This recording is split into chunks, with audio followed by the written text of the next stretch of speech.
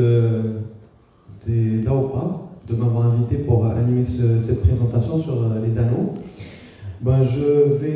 J'ai mis les clés de succès d'implantation des anneaux. Je dirais aussi comprendre les anneaux. Si on comprend qu'est-ce qu'on fait, on va comprendre les résultats et on va avoir de meilleurs résultats. J'ai aucun intérêt financier dans cette présentation. Un peu d'histoire. Donc, les anneaux étaient faits au début pour traiter les myopies faibles. Puis, à partir des années 2000, notre professeur Colin a mis le premier anneau pour traiter un kératocone. Donc, l'action des anneaux sur une cornée kératoconique, c'est le fait d'ajouter des segments périphériques va permettre d'aplatir le centre. Quelles sont les indications? Quand est-ce qu'on devrait penser dans l'arsenal thérapeutique du kératocone? Nous avons vu tout à l'heure le professeur Hafizi qui a parlé de la PKR dans le kératocone, c'est un traitement ablatif. Et quand est-ce qu'il faut penser aussi au traitement additif dans le kératocone? Dans les acuités visuelles faibles, quelqu'un qui a un kératocone qui ne voit pas, qui a une acuité visuelle sans correction faible. Toujours dans un kératocone, mesurer l'acuité sans correction en premier, avant de corriger. Parfois, vous faites une correction et à la fin, vous dites quand je m'enlève les lunettes, je vois mieux. Donc, ne tombez jamais dans ce piège. Toujours l'acuité sans correction. Il faut qu'elle soit basse. Il faut que le patient soit gêné. Deuxièmement, il faut que l'acuité corrigée avec des lunettes soit aussi basse. C'est-à-dire que c'est un patient qui ne voit pas bien avec ses lunettes. C'est pour cela qu'on est en train de chercher un traitement pour l'améliorer. Troisièmement, il faut que ce patient voit bien avec des lentilles de contact. C'est-à-dire qu'il a une acuité visuelle potentielle qui est bonne. Si un patient ne voit pas bien avec une lentille de contact rigide ou sclérale, sachez qu'il ne verra pas bien avec des anneaux. Parce qu'un patient qui ne voit pas avec une lentille sclérale, soit qu'il a des problèmes d'opacité, soit qu'il a d'autres problèmes rétiniens ou autres. Et bien entendu, c'est un patient qu'on va proposer d'abord en première intention pour la contactologie, qui est le premier traitement de réhabilitation visuelle chez un patient qui a un kératocone. Et quand le patient, soit il ne tolère pas ces lentilles, soit il refuse ces lentilles, c'est à ce moment-là, c'est un traitement de deuxième intention. Les anneaux, c'est un traitement de deuxième intention et c'est le patient qui va le demander. On ne va pas obliger un patient qui a un kératocone à mettre des anneaux. Je vais parler rapidement des contre-indications. Quand est-ce qu'il ne faudrait pas mettre d'anneaux?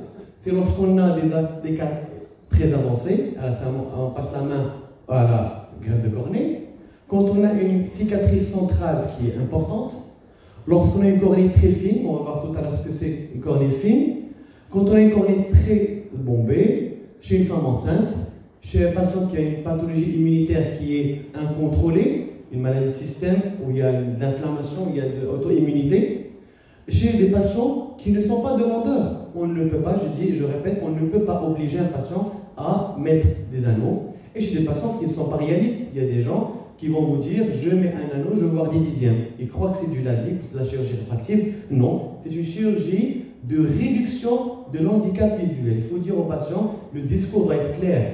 Quand vous êtes handicapé visuel, je vais essayer de vous réduire votre handicap et non pas de vous aider à vivre sans lunettes, comme on l'a dit dans les présentations précédentes. Alors, pour travailler en cornée, pour faire de la chirurgie réfractive, pour faire de la chirurgie ou du traitement du kératocone, tout médecin doit maîtriser la bérométrie, doit maîtriser et bien comprendre et bien cerner. Il faut que les aberrations optiques soient vraiment dans votre sang, il faut les comprendre, les analyser, les sentir. Alors, si on ne connaît pas les polynômes de Zernike, on ne peut pas avancer en chirurgie réfractive. Donc on va essayer un petit peu de voir ce que c'est. Voilà. Alors, ça c'est le polynôme de Zernike, il est beaucoup plus grand, c'est des calculs mathématiques, où nous avons des aberrations. Les aberrations qui sont corrigées par les lunettes, ce sont les aberrations de bas grade, le défocus, qui correspond à la myopie et l'hypermétropie, et l'astigmatisme, qui est une aberration de bas grade. Retenez, astigmatisme, aberration de bas grade. Alors, et nous avons les aberrations de haut grade. Nous avons le coma, ici. Nous avons high circle aberration. Nous avons l'astigmatisme secondaire et d'autres. On va les détailler tout à l'heure. Alors, quand on parle de chirurgie réfractive ablative, nous avons des profils d'ablation. On sait très bien que pour la myopie, on fait une ablation centrale. Pour l'hypermétropie, on fait une ablation périphérique. Pour les astigmatismes, c'est une ablation en cylindre. Pour le coma, nous avons son ablation. Pour le tréfoil, etc., quand on fait des ablations abéro ou topoguidées. Eh bien, dans le traitement additif, dans une cornée, nous avons des profils d'addition. Par exemple, pour traiter par addition cette myopie, soit on enlève le centre par traitement d'ablation, ou bien on va ajouter en périphérie un anneau circulaire. Donc, pour traiter la myopie, on peut aussi la traiter par un anneau circulaire. Deuxièmement, l'astigmatisme est traité par deux segments de part et d'autre. Deux segments de part et d'autre. C'est pour traiter l'astigmatisme qui est low order aberration. C'est une aberration de bas grade. Le coma. Le coma, comme il a un profil d'ablation, il a aussi un profil d'addition qui correspond à un segment qui est situé en périphérie de la zone bombée. Donc, pour traiter ce coma, on va mettre un segment de ce côté-là qui va me permettre d'aplatir cette zone. Et ça correspond au coma qu'on avait sur le polygone de Zernick. High spherical aberration, ou aberration sphérique de haut grade, ça correspond à une aberration qui est sous forme d'un mamelon. C'est lorsque la cornée est sous forme d'un mamelon et son profil de traitement par anneau est aussi un anneau circulaire, d'où l'intérêt des anneaux circulaires 340 ou 320 autour d'un cône central. L'astigmatisme secondaire. L'astigmatisme, il n'y en a pas que l'astigmatisme low order aberration, il y a l'astigmatisme secondaire qui est une aberration de haut grade et qui n'est pas corrigée par lunette et qui correspond à celle-là. Voilà, c'est ça. Et elle est traitée exactement comme on traite. Pardon, excusez-moi. Voilà, ça c'est l'astigmatisme secondaire et on le traite aussi avec deux segments périphériques. Donc on a un petit peu décomposé les différentes aberrations qu'on trouve dans un kératocone. Nous avons une boîte à outils, on considère que les anneaux c'est des boîtes à outils, et on va jouer avec ces différentes formes d'anneaux, et bien sûr avec des épaisseurs et des arcs différents pour traiter ces différentes aberrations. Alors les différents types d'anneaux qui existent sur le marché, il y a le Kerarin, il y a le Ferrara, il y a les Intax, il y en a aussi d'autres. Alors pour chaque anneau, il a des références. Pour chaque anneau, il y a comme matricule, il a l'arc, il y a le diamètre, qui peut être 5 ou 6 mm, et il y a l'épaisseur. Alors, concernant les diamètres, on sait très bien plus que le diamètre est petit, plus l'anneau est efficace. Nous avons les diamètres de 5 mm, 6 mm, 7 mm. Plus il est proche du centre, plus il est petit, il est efficace. Parfois, on est obligé de mettre des anneaux un peu plus grands pour des raisons qu'on va voir. Il y a l'épaisseur, donc un anneau avec plus d'épaisseur, c'est un anneau qui est plus efficace. Il va donner plus d'efficacité, que ce soit sur le coma, sur le high spherical aberration. Donc, plus on veut aplatir, plus on va mettre une épaisseur plus importante. Et bien sûr, nous avons les différents arcs, et nous avons vu tout à l'heure les différents profils. Donc, quand on veut traiter une high spherical aberration, on va mettre un anneau circulaire comme ça. Quand on veut traiter un astigmatisme ou un astigmatisme secondaire, on va mettre deux petits segments de 90. Quand on voudra traiter un coma, on mettra du 210 et 260. Donc on va jouer avec ces différents anneaux en fonction de ce qu'on a comme kératocone. Là, c'est les différents diamètres. Et nous avons aussi les anneaux asymétriques de Kerarin, les Kerarin AS, qui commencent par une épaisseur, par exemple à 150 microns, et qui se terminent par 160 microns. Ces anneaux ont l'intérêt de traiter à la fois deux aberrations. On va voir quand. Voilà. Maintenant, on va déterminer un but. On va déterminer une stratégie thérapeutique. Quel est notre premier but? C'est un patient qui ne voit pas bien, il faut qu'on l'aide à voir. Améliorer la vision avec lunettes. On dit aux patients, ce n'est pas une chirurgie réfractive, mais on va vous aider à mieux voir avec lunettes. Deuxièmement, si on peut aussi l'aider à traiter, à avoir sans lunettes, ça serait bien. Donc, on va essayer d'augmenter un correction visual acuity. Et bien sûr, réduire les aberrations optiques. Maintenant, sur ce polynôme, quels sont, si on prend une division entre aberration de bas grade, qui est située en haut de la ligne, et les aberrations de haut grade qui sont situées en bas de la ligne. Lequel est notre premier ennemi dans un kératocone? Qu'est-ce qui nous pose le plus de problème? Le haut ou le bas? Voilà, le bas. Donc notre premier ennemi avec lequel on va se battre, c'est High Order Aberration. C'est comme ce qu'a montré tout à l'heure le professeur Hafizi. Il mettait le polygone et il cliquait sur les différentes aberrations qu'il voulait traiter. C'est exactement le même principe au niveau des anneaux. On va essayer de s'acharner à traiter le High Order Aberrations et laisser Low Order Aberrations pour après. Deuxième ennemi, Low Order Aberrations.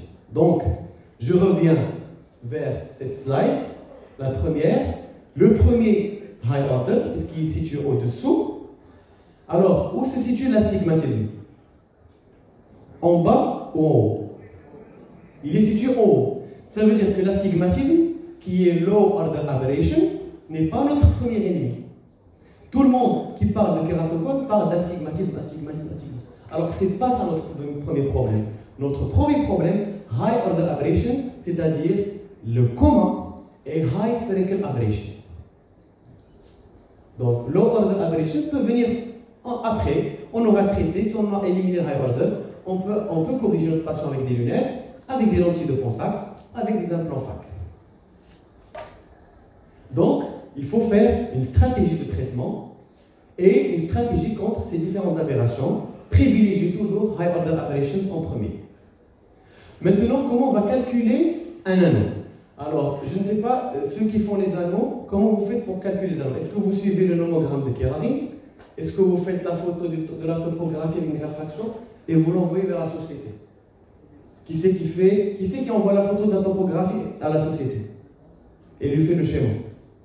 Les deux. Qui c'est qui calcule? Les deux. D'accord. Alors, on va voir une manière de calculer les anneaux. Alors, il y a la sphère, le cylindre, l'acuité visuelle corrigée avec des lunettes, l'axe, il faut déterminer l'axe de notre traitement, la profondeur du tunnel, et moi j'ajoute la longueur axiale, et on va voir pourquoi. La longueur axiale a aussi un intérêt, elle n'est publiée partout, mais c'est un outil que vous pouvez utiliser, et je vais argumenter pourquoi la longueur axiale peut nous aider dans notre détermination. Donc, première des choses, on va déterminer la sphère. Comment? Jamais avec une cycloplégie. Donc, on va mettre des mesures qui sont subjectives. Jamais se fier au ticket de réfraction. Le ticket de réfraction devant un kératocone est toujours faux. Jamais se fier au ticket de réfraction, toujours une réfraction subjective. Parce que c'est l'interprétation par un appareil qui est on va dire, rudimentaire devant une pathologie qui contient beaucoup d'aberrations. Le meilleur réfractomètre, c'est l'abéromètre. Donc notre réfractomètre ne mesure que la sphère et le cylindre, alors que le kératocone contient énormément un panaché d'aberrations. Donc jamais de ticket de réfraction, jamais de cycloplégie, et bien sûr on va essayer de déterminer la myopie avec l'ultrosténopéique et faire à la manière subjective, commencer par le positif et changer. Et c'est toujours une mesure qui est très approximative. Le cylindre, qui est la Low Order Aberration, nous avons deux manières de le mesurer, soit par une manière subjective, que je préfère, ou la manière objective. La manière subjective, ce n'est pas forcément l'astigmatisme topographique, mais vous pouvez se faire aider par l'astigmatisme topographique, et puis vous allez augmenter, descendre dans les valeurs, changer l'axe, jusqu'à trouver la valeur avec laquelle le patient voit mieux. Si le patient voit mieux avec votre cylindre, ça veut dire que le patient a un astigmatisme significatif dans son problème. Si vous modifiez le cylindre et le patient ne s'améliore pas, eh bien ce n'est pas un astigmatisme, c'est autre chose. Sinon, vous pouvez utiliser l'astigmatisme topographique. Moi, je préfère le.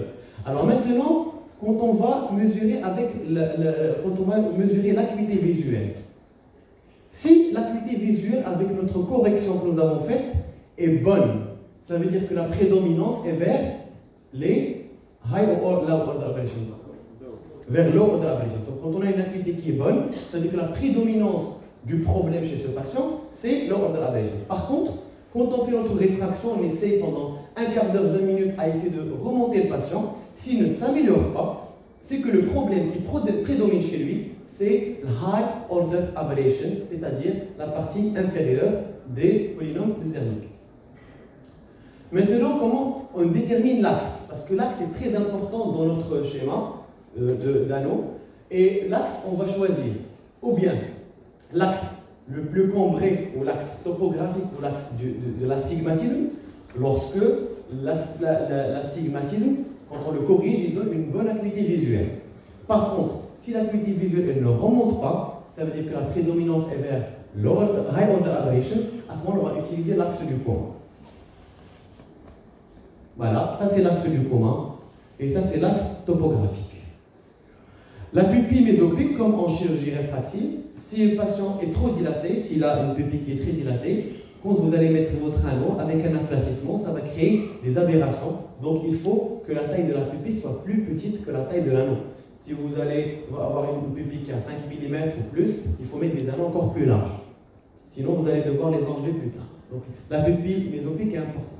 Alors la profondeur de tunnel, toutes les études ont montré que pour avoir une bonne efficacité de l'anneau, il faut qu'il soit profond et il soit à environ 80% de l'épaisseur. Il y a des nomogrammes pour déterminer l'épaisseur de l'anneau en fonction de l'épaisseur de la cornée. Sur les 5 mm où on va passer l'anneau, ce n'est pas l'épaisseur centrale ni l'épaisseur minimale. Donc l'anneau va passer à 5 mm, donc on va mesurer l'épaisseur au niveau des 5 mm. Les moyens de mesure sont différents. Par pentacam, oui, mais comme a dit le professeur Hafizi, le pentacam peut se tromper devant un haze et on peut avoir, après un cross-linking, des valeurs erronées d'épaisseur et il vaut mieux y aller par OCT. Sinon, pour la réalisation de l'anneau, avec les différentes techniques, on va les voir tout à l'heure. J'en passe. Maintenant, la longueur axiale. Alors, moi j'insiste sur la longueur axiale, je l'ai trouvé publié nulle part, mais je l'utilise, voilà pourquoi. Alors, nous avons déjà, ça vous donne une estimation du défocus, de la myopie, la part axiale de la part cornéenne. Donc, elle peut vous aider. Quand vous faites votre réfraction, vous essayez de trouver ce que c'est moins 5, moins 6, moins 10. Mais si vous voyez une longueur axiale, vous avez déjà une idée sur la myopie du patient avant qu'il devienne kératoconien. C'est-à-dire que ce patient, quand il avait 10 ans, avant qu'il développe son kératocone, comment était sa myopie? Et ça peut vous aider. Donc, l'évaluation subjective, elle va vous aider. Donc, parce que l'évaluation subjective du défocus, elle est très variable. Il y a des fluctuations, et vous pouvez vous-même refaire la réfraction au patient, trouver des valeurs différentes. Alors, on ne peut pas se comporter avec un patient de la même manière lorsqu'il a une longueur axiale à 30 mm ou à 20 mm. Donc, les objectifs, nous avons dit, éviter l'aplatissement exagéré de la cornée, une prédiction un petit peu de la réfraction après la mise en place de l'anneau, et ça permet de différencier entre la myopie forte et high spherical aberration. On utilise aussi pour nous faire aider la bérométrie cornéenne, les key readings, le Kmax, Q-value et d'autres moyens. Alors regardez-moi ces différents yeux. C'est des yeux avec des kératocones, mais ici c'est un œil hémétrope avec kératocone et un œil avec kératocone décentré, un œil myope avec kératocone décentré, ici un œil hémétrope avec kératocone central et un œil myope fort avec un kératocone central. Est-ce qu'on va se comporter de la même manière avec ces patients? Prenons un exemple. Ces deux patients, donc deux yeux, à qui on a fait une réfraction. Donc on les a pris pendant un quart d'heure, on a fait la réfraction, et on a eu cette réfraction pour ces deux yeux. Moins 12, moins 2 de cylindre à 20 degrés. Donc on va suivre le protocole de Kerarin, qui va nous dire, on va aller directement sur moins 12 et moins 2, et on va avoir deux anneaux de 160 sur 300, ce qui fait un anneau circulaire de 320 sur 300 microns. Donc, on va voir le même axe, puisque l'axe ici va diviser notre cône en deux de la même manière, c'est le nomogramme C, et ici de la même manière. Ici un cône central, ici un cône périphérique, mais on va tomber sur le même nomogramme. Et nous allons mettre le même anneau chez ces deux patients. suivant la méthode de calcul classique des nomogrammes de Kerrari. Est-ce que c'est un bon plan pour les deux cas? Est-ce que vous croyez que c'est bon de mettre cet anneau pour ces deux situations? On prend la longueur axiale. Au niveau de l'œil droit, nous avons une longueur axiale à 22,66. C'est un œil hémétrope initialement qui a développé un kératogone central. Donc, ces deux principales aberrations, ce n'est pas la myopie axiale qui est de low order aberration, mais c'est plutôt high spherical aberration. Donc, son principal problème, c'est un mamelon. C'est une high spherical aberration, bien sûr associée à un peu de myopie. C'est pour ça qu'on a cette réfraction-là. L'autre situation, nous avons une longueur axiale à 26,78. Ça veut dire que c'est un œil myope, initialement, sur lequel s'est développé un kératocone inférieur. Donc, ces deux principales aberrations chez ce patient, c'est la myopie axiale, qui est une low order aberration, avec un coma. Donc, nous allons traiter de la même manière, avec le même type d'anneau, deux patients qui présentent des aberrométries complètement différentes. Alors, je considère que celui-là est un bon plan, puisqu'on a vu initialement que le traitement de la myopie et de high spherical aberration est un anneau circulaire. Par contre, ici, c'est un mauvais plan. Pourquoi? Parce qu'on ne va pas traiter le coma avec un anneau circulaire. Donc, on va avoir un hyper aplatissement au niveau de cette cornée. Et bien entendu, avec une zone optique qui est toute petite, des 5 mm, donc l'effet va être sur moins de 5 mm. Ce patient, si on le traite comme ça, en même temps, il ne va très mal voir, il va avoir énormément d'aberrations, et on ne va pas comprendre pourquoi on a des aberrations. On va prendre un... Alors, comment on gère ce patient-là? Donc, au niveau de l'œil droit, c'était le bon plan, un anneau de 320 sur 300, et au niveau de l'œil gauche, on va traiter uniquement le coma par un segment, et on va régulariser la cornée et laisser la myopie axiale à traiter soit par des lunettes, soit par un implant FAC ou des lentilles souples. Un deuxième exemple, un patient qui a une acuité visuelle non corrigée à 1/10, et avec une correction de -9, on arrive à 3/10. Si on va sur le nomogramme de Kerrari, il va nous donner cet anneau-là, c'est-à-dire deux anneaux, on va les voir tout de suite. Donc Kerrari va nous donner ce type d'anneau. Est-ce que c'est un bon plan? Non, pourquoi? Parce qu'on ne va pas traiter le coma correctement. Nous avons une très forte asymétrie entre 37 et 51, énorme asymétrie entre les deux côtés, et nous avons uniquement 100 microns de différence entre l'épaisseur des deux anneaux, qui ne va du tout suffire pour régulariser cette cornée. Et deuxièmement, on va encore aplatir cette cornée de façon exagérée au niveau de cette zone-là. Donc ici, la longueur axiale était autour de 25. Donc on sait très bien que chez le caucasien, en général, c'est 23. Donc 2 mm de plus, c'est environ 6 dioptries. Je refais mon calcul. J'enlève 6 dioptries. Et je vais, au lieu d'aller au nomogramme avec une myopie de -9, je vais y aller avec un -3. Et déjà avec ça, je vais obtenir un autre traitement et un autre protocole qui sera celui-là. Est-ce que ce plan est meilleur que le précédent? Oui, parce qu'on va mieux traiter notre aberration. Voilà. Maintenant, je vais un petit peu parler des nomogrammes de Kerrari. Donc le Kerrari, qu'est-ce qu'il fait? Il vous demande de différencier les différents types de cônes en fonction de l'axe. Et il va vous donner nomogramme A pour un axe qui met le kératocone d'un côté. Et au niveau de ce type nomogramme A, nous avons quelle aberration prédominante? Le coma.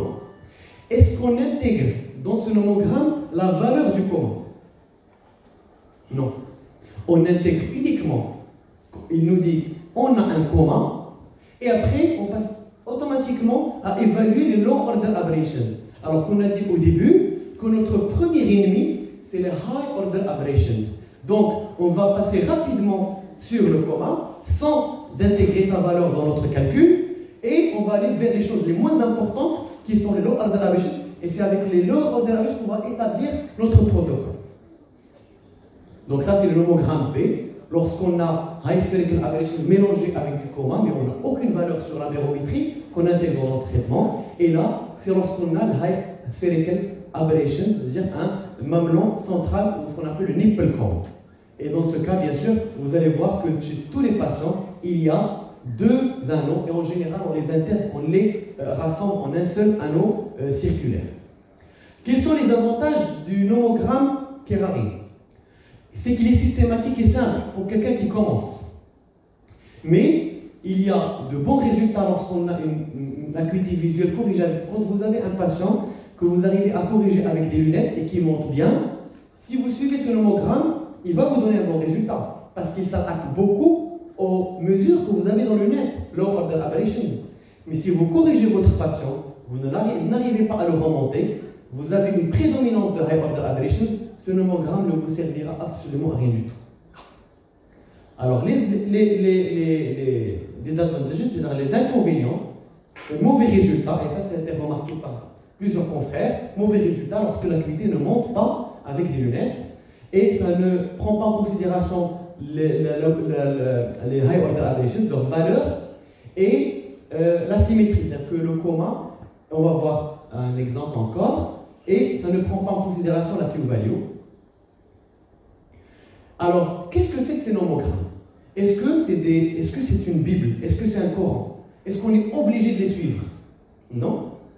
Alors, sur les derniers articles, mai 2019, ces nomogrammes, donc, ils ont été calculés sur des bases mathématiques et aucune étude publiée sur ces anneaux n'a été faite. C'est-à-dire que nous, en médecine, on se base sur la science basée sur voilà, evidence-based medicine. Ben, les anneaux, il n'y a aucun article publié sur des études randomisées, donc qui donne la preuve de son efficacité. On va prendre un exemple. Regardez-moi ce kératocone. Alors, automatiquement, on va tomber sur un nomogramme A, une petite réfraction, -2, -3. Sur le nomogramme, il va nous donner un 160 sur 200. 160 degrés et 200 microns.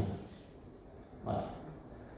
Deuxième exemple, ça c'est nomogramme Kerrari. Eh bien, on fait notre réfraction d'un quart d'heure et on a cette réfraction-là. Et on a le même anneau. Vous avez ces deux kératocones. Pardon, excusez-moi. Je dois partir là. Vous avez ces deux kératocones. Pensez-vous qu'on va les traiter de la même manière avec le même anneau?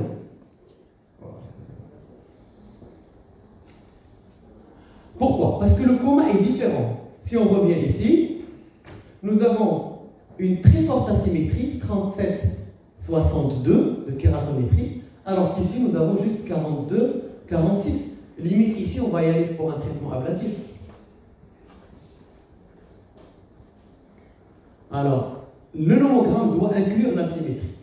En revenant au cas initial, le cas que j'ai montré tout à l'heure, du patient uncorrected à 1 dixième, corrigé 3 dixièmes avec les -9. Tout à l'heure, nous avons mis un anneau de 210 avec 200 microns d'épaisseur. Est-ce que c'est le meilleur plan? Ça c'est un anneau que j'ai pris de nomogramme Kerrari après avoir enlevé les -6 de dioptrie. Est-ce que vous pensez que c'est le meilleur anneau à placer chez ce patient-là? Moi je dis non. Pourquoi? Parce que la symétrie est tellement importante, 37, 51, 52, nous avons 14 dioptries d'asymétrie, et en général, 200 microns n'est pas suffisant. Ces éléments ne sont publiés nulle part. Je pense qu'il faut qu'il y ait des travaux sur ça, mais d'après ma petite expérience, des anneaux de 200 microns ne vont pas aplatir au-delà de 7-8 dioptries d'asymétrie. Donc il faut y aller avec des anneaux qui sont plus épais. Donc j'ai placé un 210 sur 300. que je pense être le meilleur plan. Voilà. Alors, exemple 3, ça c'est un kératocone central, et vous avez, bien sûr, vous allez tomber automatiquement sur le nomogramme C, avec une réfraction qui est très approximative. Ce qu'on fait, c'est vraiment très approximatif. Nous allons tomber sur ce type d'anneau que le nomogramme va nous donner. Est-ce que cette épaisseur est efficace? 150 microns, je pense pour ceux qui font les anneaux, vont savoir, ils savent très bien que 150 microns n'est pas suffisant pour aplatir un cône central. Et donc, il faut y aller avec beaucoup plus d'agressivité et d'épaisseur pour pouvoir aplatir ce nipple cone. Alors, j'ai une méthode personnelle qui prend en compte low order aberrations, high order aberrations, lorsque l'amplitude visuelle corrigée avec des lunettes est basse, donc la symétrie pour déterminer un peu le coma, la Q-value pour déterminer l'excentricité d'un cône central, et la longueur axiale pour déterminer un petit peu la partie axiale de ma myopie. Alors maintenant, nous avons des différents protocoles en fonction de la situation de l'axe du coma par rapport à l'axe du cylindre. On va essayer un petit peu de les décortiquer et de les comprendre.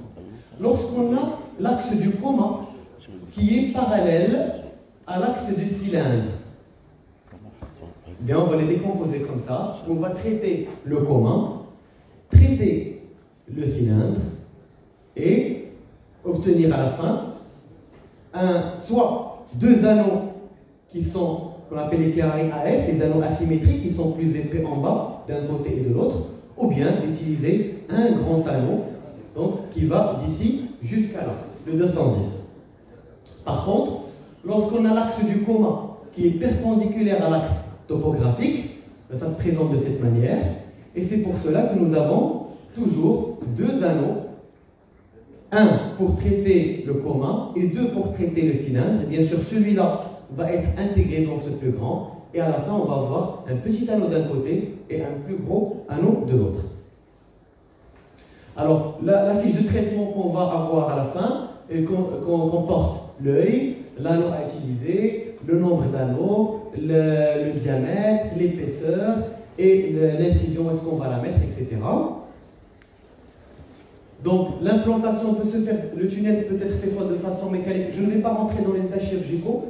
L'objectif de ma présentation était beaucoup plus la planification des anneaux. Donc, ça peut être fait de façon mécanique ou par femtoseconde. Ici, il y a dans des vidéos, c'est rien de sorcier, vidéos qui montrent ici l'OCT pour contrôler notre tunnel. Donc, on ne fait rien, on fait juste la programmation de la machine et on appuie sur la pédale, on suit notre tunnel.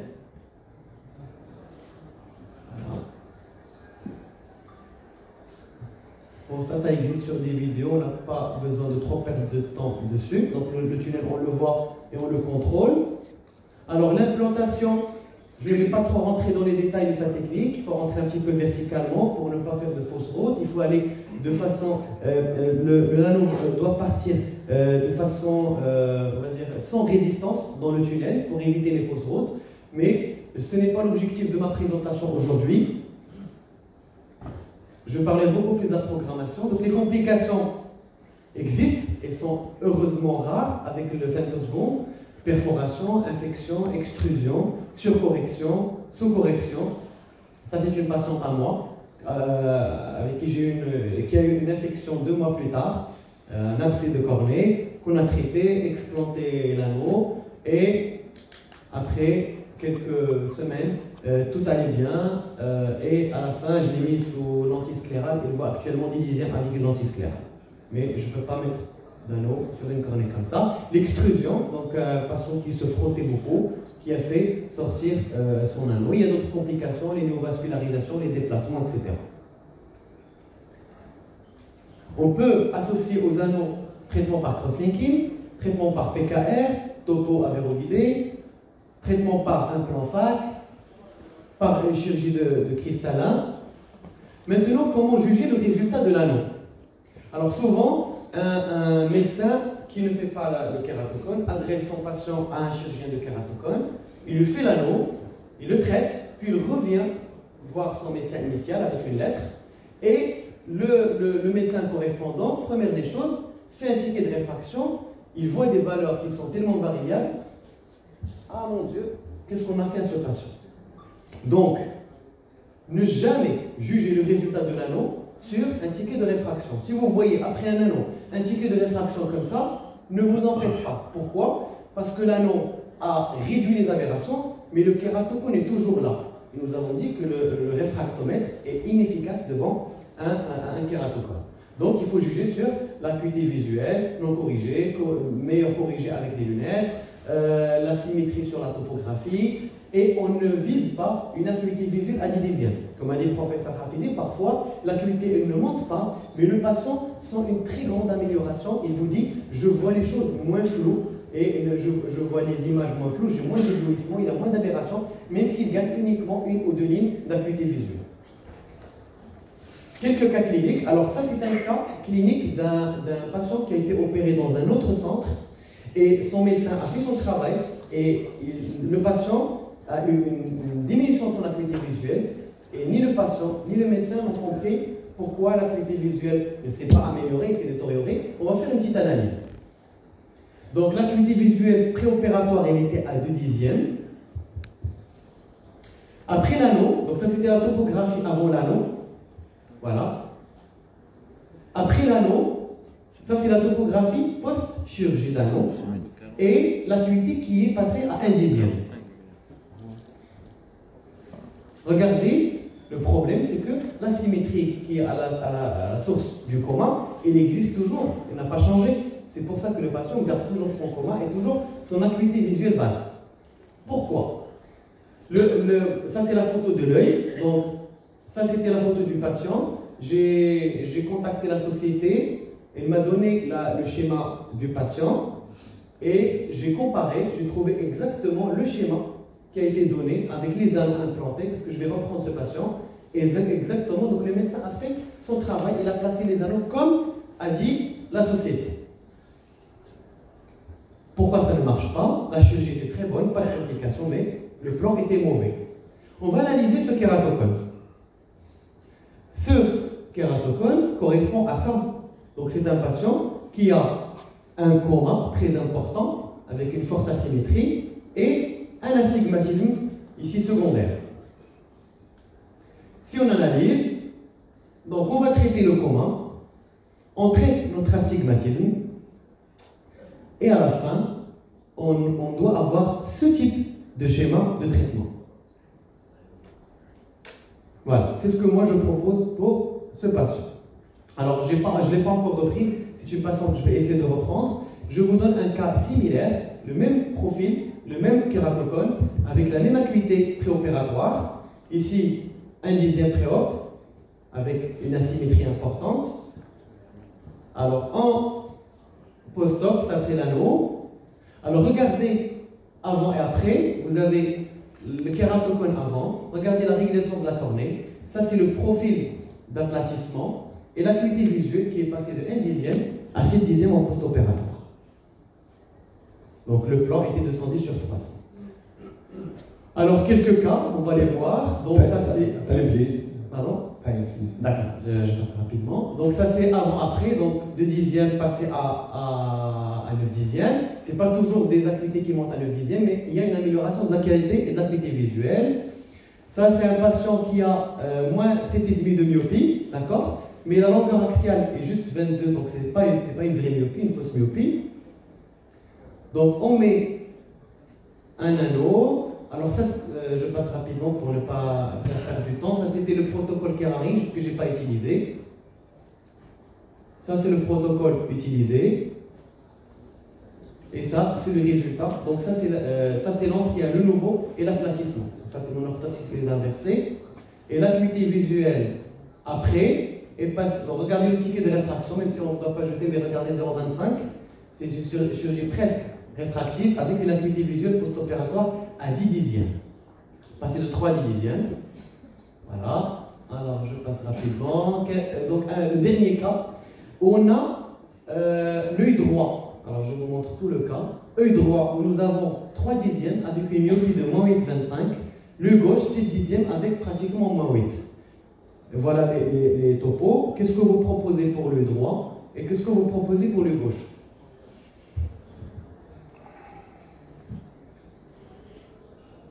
Est-ce qu'on met ici un nano ou pas? Est-ce qu'on met ici un nano ou pas? Le droit? Oui. Le gauche? Non. Alors sur ma fiche de traitement, j'écris